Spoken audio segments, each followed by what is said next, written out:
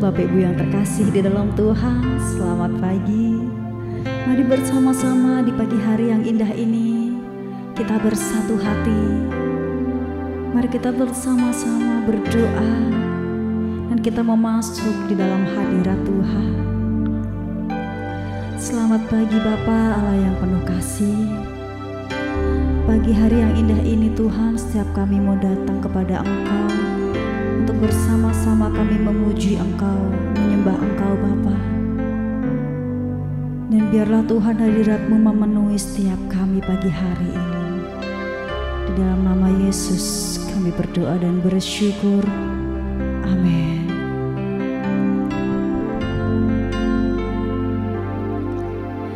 Dengan segenap hati dan jiwaku, ku datang padamu dalam kerinduan. Kasih-Mu yang sanggup mengubahku dan menguatkanku dalam pengharapan. Yesus Engkaulah permata hatiku, dunia tak dapat menggantikan-Mu. Kemuliaan-Mu tercurah bagiku, menjadikanku indah dan semakin indah bagi-Mu.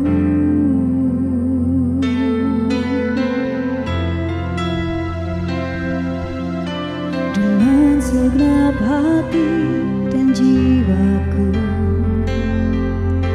ku datang padamu dalam kerinduan. Kasih-Mu yang sanggup mengubahku dan menguatkanku dalam pengharapan. Yesus Engkaulah permata hatiku, dunia tak dapat menggantikan-Mu. Kemuliaan-Mu tercurah bagiku, menjadikanku indah dan semakin indah bagi-Mu. Yesus Engkaulah permata hatiku, dunia tak dapat menggantikan-Mu. Kemuliaan-Mu tercurah bagiku, menjadikanku indah dan semakin indah bagi-Mu. Yesus Engkaulah permata hatiku, dunia tak dapat menggantikan-Mu. Kemuliaan-Mu tercurah bagiku, menjadikanku indah dan semakin indah bagi-Mu. Jadikanku indah dan semakin indah bagi-Mu.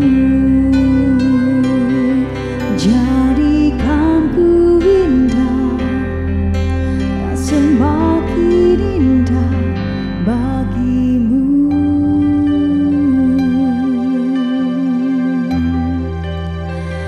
Sungguh kami bersyukur Bapa, sebab kami punya Engkau Tuhan permata hati kami. Kami percaya Bapa, Engkau ada di antara setiap kami Tuhan pagi hari ini. Dan saat ini kami mau dengarkan firman-Mu Bapa. Sungguh kami percaya hadirat-Mu tetap memenuhi setiap kami. Di dalam nama Yesus kami berdoa, bersyukur. Amin. Shalom Bapak Ibu Saudara terkasih dalam Tuhan Yesus Kristus. Saya ucapkan selamat pagi. Kembali berjumpa dengan saya di dalam sesi ibadah doa pagi secara online. Di bulan Oktober ini tetap dalam tema khotbah mempersiapkan mempelai Kristus yang layak untuk menikah. Oleh sebab itu kita akan sama-sama membuka kebenaran firman Tuhan dari kitab Wahyu pasal 19 ayat ke-7 sampai dengan ayat ke-9. Demikian bunyi firman Tuhan, marilah kita bersukacita dan bersorak-sorai dan memuliakan Dia, karena hari perkawinan anak domba telah tiba dan pengantinnya telah siap sedia. Dan kepadanya dikaruniakan supaya memakai kain lenan halus yang berkilau-kilau dan yang putih bersih. Lenan halus itu adalah perbuatan-perbuatan yang benar dari orang-orang kudus. Lalu ia berkata kepadaku, tuliskanlah, berbahagialah mereka yang diundang ke perjamuan kawin anak domba. Katanya lagi kepadaku, perkataan ini benar, perkataan-perkataan dari Allah. Ya, Bapak Ibu Saudara terkasih dalam Tuhan Yesus Kristus, dalam kitab Wahyu pasal 19 ini ya, bagaimana surga menyambut ya para mempelai Kristus yang siap untuk masuk dalam perjamuan kawin anak domba Allah. Ya. Apa yang bisa kita pelajari dari mempelai Kristus yang sedang dipersiapkan ini? Ayat 8 dikatakan, dan kepadanya dikaruniakan supaya memakai kain lenan halus yang berkilau-kilau dan yang putih bersih. Ya. Dalam kurung dikatakan lenan halus itu adalah perbuatan-perbuatan yang benar dari orang-orang kudus. Jadi syarat untuk kita bisa masuk dalam perjamuan kawin anak domba Allah, syarat untuk kita bisa menjadi mempelai Kristus yang siap menikah, firman Tuhan katakan memakai kain lenan putih yang halus, ya, jubah kekudusan. Ini berbicara tentang perbuatan-perbuatan kita. Kitab Yakobus berkata, iman tanpa perbuatan yang baik itu iman kosong. Karena manusia tidak bisa melihat hati kita. Ya, mungkin di dalam bibir kita berkata aku percaya kepada Tuhan Yesus. Tetapi manusia tidak pernah bisa melihat hati kita. Manusia hanya bisa melihat iman kita melalui perbuatan-perbuatan kita yang baik. Oleh sebab itu, syarat yang pertama untuk bisa kita masuk dalam perjamuan kawin anak domba Allah, untuk kita sebagai gereja Tuhan menikah dengan Tuhan kita Yesus Kristus adalah melakukan perbuatan-perbuatan yang baik. Memakai kain lenan putih, jubah kekudusan. Suatu kali ketika salah seorang pengerja kami waktu itu sakit cukup keras, sudah masuk ICU, dan saya beserta dengan para full timer datang untuk mendoakan ibu tersebut. Ya, ketika sampai di rumah sakit, ya ditunggui oleh suaminya, lalu kami mendoakan. Ya, mendoakan selesai, ya singkat cerita kami pulang. Nah, setelah kami pulang ternyata suami istri ini, ya yang sakit adalah istrinya, ya. Istrinya ngomong sama suaminya, tadi Pak Honggo sama teman-teman full time, waduh pakai bajunya baju seragam, pakai putih-putih. Nah suaminya ngomong, lu enggak loh, Pak Honggo enggak pakai pakaian putih-putih dengan teman-teman, pakainya biasa, warna-warni seperti biasa. Yang istrinya tetap kekeh berkata, enggak, Pak Honggo dan tim semuanya pakai pakaian putih-putih, kemeja putih, celana putih.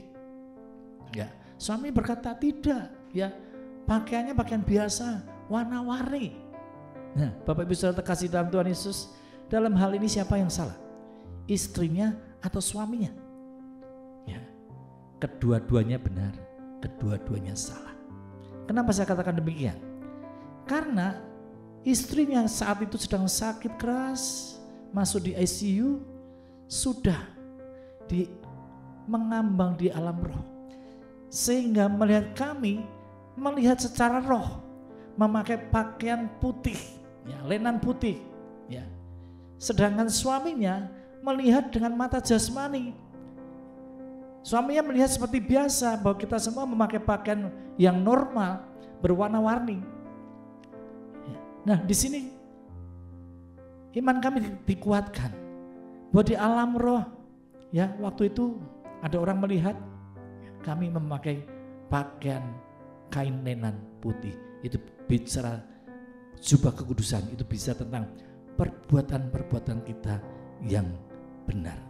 Mari, kalau kita rindu menjadi mempelai Kristus yang siap terangkat pada saat Yesus datang untuk kedua kali, untuk kita rapture, maka kita harus mempersiapkan hidup kita, hidup dalam kekudusan, hidup dalam kebenaran firman Tuhan, tinggalkan dosa.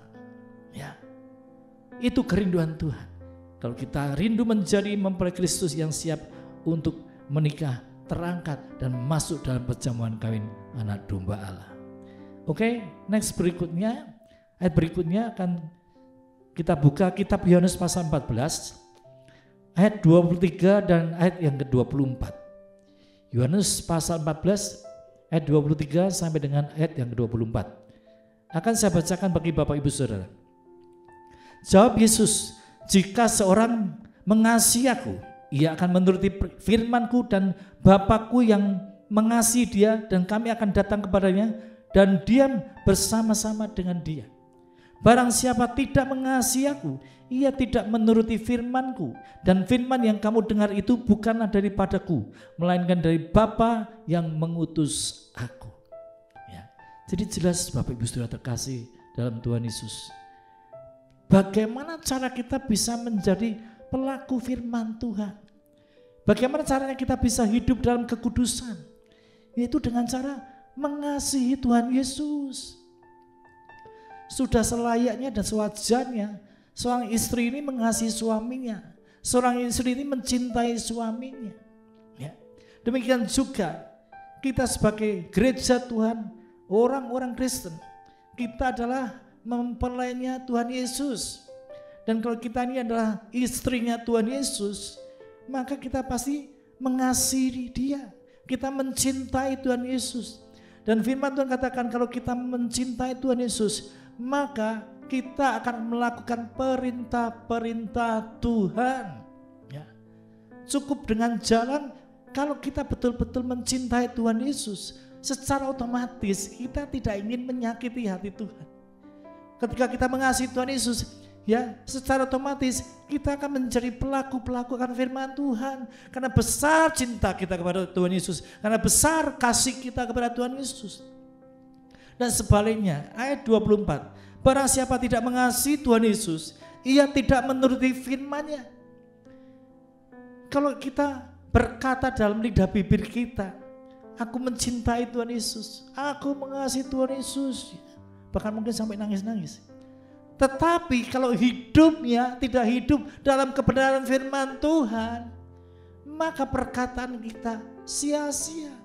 Kita ngomong aku mencintai Tuhan Yesus, aku mengasihi Tuhan Yesus, bahkan mungkin dengan nangis-nangis kita berkata aku mengasihi Tuhan Yesus, itu percuma kalau tidak diikuti dengan kita melakukan perintah-perintah Tuhan. Kalau tidak diikuti dengan hidup dalam kekudusan. Orang yang mengasihi Tuhan Yesus dengan sungguh-sungguh, dengan segenap hati, ya, secara otomatis itu akan terjadi bahwa kita akan menjadi pelaku akan kebenaran firman Tuhan. Kita akan hidup dalam kekudusan, menuruti perintah-perintah Tuhan Yesus. Oleh sebab itu, Bapak Ibu Saudara terkasih dalam Tuhan Yesus, kalau kita rindu menjadi mempelai Kristus yang siap terangkat pada saat Tuhan Yesus datang untuk kedua kali, bahkan kita akan masuk rapture, masuk dalam perjamuan kawin anak domba Allah. Mari kita persiapkan hidup kita baik-baik. Lakukan perbuatan-perbuatan yang baik. Lakukan perbuatan-perbuatan yang benar. Lakukan semua perintah-perintah Tuhan. Dan pada saat kita melakukan perintah-perintah Tuhan, kita akan menjadi mempelai Kristus yang siap untuk menikah, terangkat ke surga, dan masuk dalam perjamuan kawin anak domba Allah. Saya kira percaya bahwa firman Tuhan boleh menjadi berkat dimanapun Anda berada mengikuti ibadah doa pagi secara online. Dan ketika kita membuka fajar dengan memuji dan menyembah Tuhan dan merenungkan kebenaran firman Tuhan, maka saya akan percaya sepanjang hari ini kita akan hidup dalam pimpinan Roh Kudus. Dan apapun yang kita lakukan, kita perbuat, Tuhan akan membuat kita berhasil. Tuhan akan memberkati kita. Amin. Tuhan Yesus memberkati. Selamat pagi.